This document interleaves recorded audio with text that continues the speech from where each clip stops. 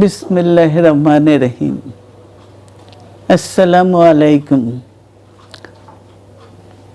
দীর্ঘদিন অসুস্থ থাকার পর আপনাদের সামনে কথা বলতে পারার জন্য আল্লাহর কাছে শুকরিয়া আদায় করছি। বেগম জিয়া অসুস্থ অবস্থায় লাইভে এসে কি বললেন? কিছুদিন আগে একটা নিউজ শুনলাম যে তারেক রহমান নাকি 24 ঘন্টার ভিতরে 20 ঘন্টায় লাইভে এসে বাঙালির সাথে যুক্ত থাকেন। জয় কি তা থাকছে?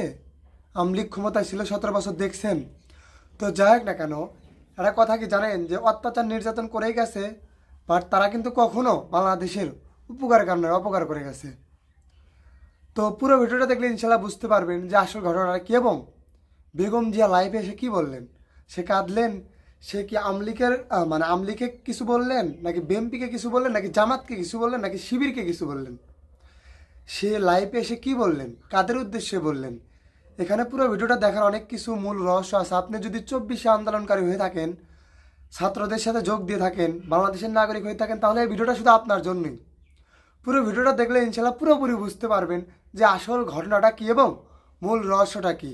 চলুন যাই পুরো ভিডিওটা শুরু করি, তাহলে ইনশাল্লাহ বুঝতে পারবেন। বিসমিল্লাহির রহমানির রহিম। আসসালামু আলাইকুম।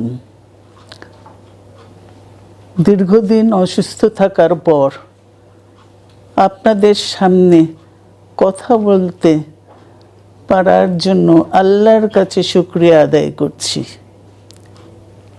আমার কারাবন্দী অবস্থায় আপনারা আমার কারামুক্তি ও রোগ মুক্তির জন্য সংগ্রাম করেছেন, দোয়া করেছেন। সেজন্য আমি আপনাদের সকলকে ধন্যবাদ জানাচ্ছি। দীর্ঘ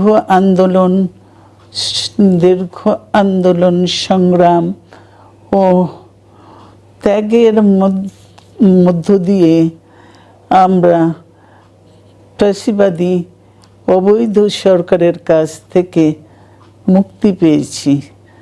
আমি আন্তরিক ধন্যবাদ জানাতে চাই আমাদের বীর সন্তানদের, যারা মরণপণ সংগ্রাম করে এই অসম্ভবকে সম্ভব করেছে। শত শত শহীদদের জানাই শ্রদ্ধা। এ বিজয় আমাদের নতুন সম্ভাবনা নিয়ে এসেছে। দীর্ঘদিনের নজিরবিহীন দুর্নীতি, গণতন্ত্রের ধ্বংসের স্তূপের মধ্য থেকে আমাদের নির্মাণ করতে হবে এক সমৃদ্ধ বাংলাদেশ।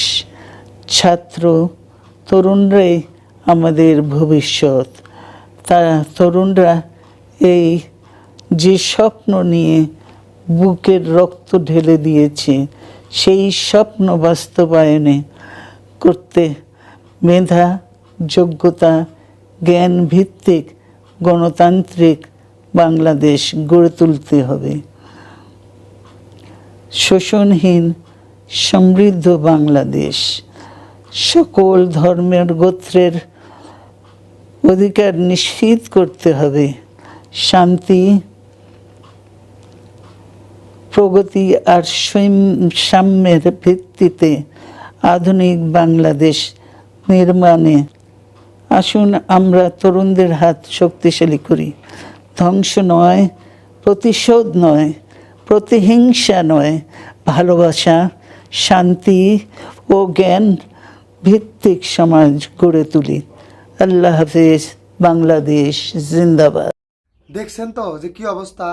যাই হোক না কেন, বাট আপনি যদি আমার চ্যানেল নতুন হয়ে থাকেন, অবশ্যই চ্যানেলটা সাবস্ক্রাইব করে দেবেন।